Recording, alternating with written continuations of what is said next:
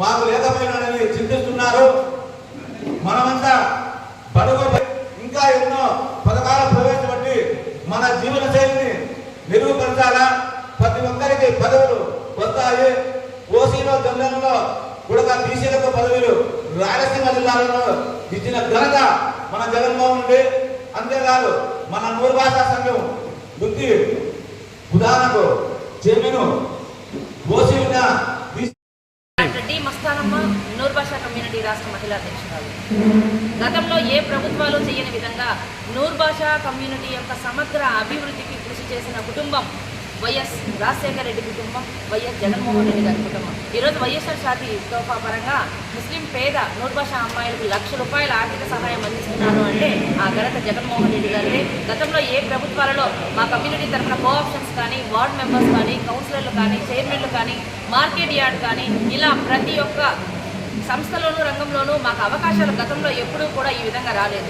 ఇలాంటివన్నీ ఇచ్చి మా యొక్క సామాజిక, ఆర్థిక, రాజకీయ, విద్యా, ఉపాధి రంగాలలో మా యొక్క అభివృద్ధికి అనునిత్యం కృషి చేసినటువంటి ప్రభుత్వము జగనన్న ప్రభుత్వము చేసినటువంటి ఏకైక నాయకుడు జగన్మోహన్ రెడ్డి గారు. కాబట్టి రాష్ట్ర వ్యాప్తంగా 23 లక్షలుగా ఉన్నటువంటి మా నూరు భాషా కమ్యూనిటీ అందరూ కూడా మూకుమ్మడిగా జగన్మోహన్ రెడ్డి వైఎస్ఆర్సీపీ పార్టీకి, జగన్మోహన్ రెడ్డి ప్రభుత్వానికి మేము ఓట్లు వేయాలని రాయలసీమకు సంబంధించినటువంటి నూరు భాష ఆత్మీయ సమావేశం ఈరోజు అనంతపురం వేదికగా జరుగుతున్న సందర్భంలో అందరము కూడా జగన్మోహన్ రెడ్డి గారి ప్రభుత్వాన్ని మళ్ళీ 2024లో గెలిపించుకునే దిశగా రాష్ట్ర వ్యాప్తంగా మేము ప్రతి ఒక్క గడపకు తిరిగి జగనన్న చేసిన సంక్షేమాన్ని తెలియజేస్తూ ప్రతి ఒక్క దూదేకుల కమ్యూనిటీ యొక్క ఓటు మొత్తం జగనన్న వైఎస్ఆర్సీపీ పార్టీ ప్రభుత్వానికి వేయాలని నిర్ణయించుకున్నాము. నిన్ననే చూశారు, నిజంగా నూరు భాషా కమ్యూనిటీ పైన జగనన్న గారికి ఉన్నటువంటి ప్రేమను మనం నిన్నే చూసాం. దుర్దేకుల కమ్యూనిటీని సమాజంలో చులకనగా అసభ్య పదజాలంతో వివక్షకు గురవుతున్నటువంటి కొన్ని రకాల పదాలు ఉపయోగిస్తున్నారు అని చెప్పి మేము కోరిన వెంటనే మాకు ఒక జీవోను కూడా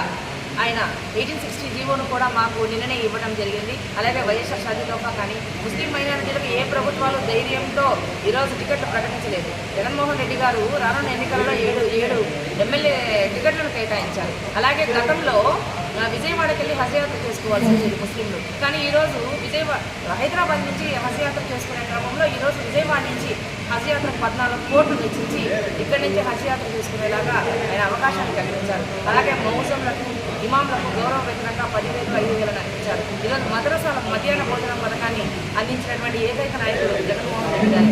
కరోనా సమయంలో ఇప్పుడు ఎస్సీ, ఎస్టీ, బీసీ మైనారిటీ వర్గాలన్నింటినీ కూడా 50% రిజర్వేషన్ను కల్పిస్తూ ముఖ్యంగా కరోనా సమయంలో కూడా ఈ పథకాలను ఎక్కడ ఆపకుండా చేసినటువంటి ప్రభుత్వము, గడప గడపకు ఉన్నటువంటి ప్రభుత్వము మన వైఎస్ఆర్సీపీ ప్రభుత్వమే. కాబట్టి ఇంతవరకు మాకు ఇచ్చినటువంటి జగన్మోహన్ రెడ్డి గారికి ఎలక్షన్స్ రూపంగా మా మైనారిటీ ఓట్లన్నీ కూడా, ముఖ్యంగా మా నూరు భాషా కమ్యూనిటీ ఓట్లన్నీ కూడా వైఎస్ఆర్సీపీ గెలుపుకు మేమందరము కూడా స్టార్ క్యాంపెయిన్గా నిలబడాలని ఈరోజు అనంతపురంలో రాయలసీమ ఆత్మీయ సమావేశాన్ని నిర్వహించుకోవడం నిజాం.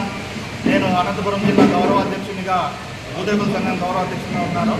ఇక్కడ మీటింగ్ జరగడానికి ముఖ్య ఉద్దేశము, మేమందరూ దూదేకుల కులస్తులము, రాయలసీమ వాసులు వైఎస్ఆర్ పార్టీకి ఏ విధంగా నియోజకవర్గాల వారిగా వెళ్ళి ఇంటింటికి వెళ్ళి మా కులస్తులందరికీ వైఎస్ఆర్ పార్టీని బలోపేతం చేసుకోవడానికి అందరూ ముఖ్యమంత్రిగా తిరిగి జగన్మోహన్ రెడ్డి ముఖ్యమంత్రిగా చేసుకోవాలనే ఉద్దేశంతో ప్రతి ఒక్క దూదేకుల కులస్తుడి బాధ్యతగా ఆయన మాకు ఏ విధంగా సహాయపడ్డాడో అదేవిధంగా మేము ఆ రుణం తీర్చుకోవాలనే ఉద్దేశంతో ఇక్కడ మీటింగ్ పెట్టుకొని రాయలసీమ జిల్లాల నుంచి వచ్చిన ప్రతి ఒక్కరూ అదే అజెండాగా మాట్లాడుకొని ఈరోజు తీర్మానించడం జరిగినది.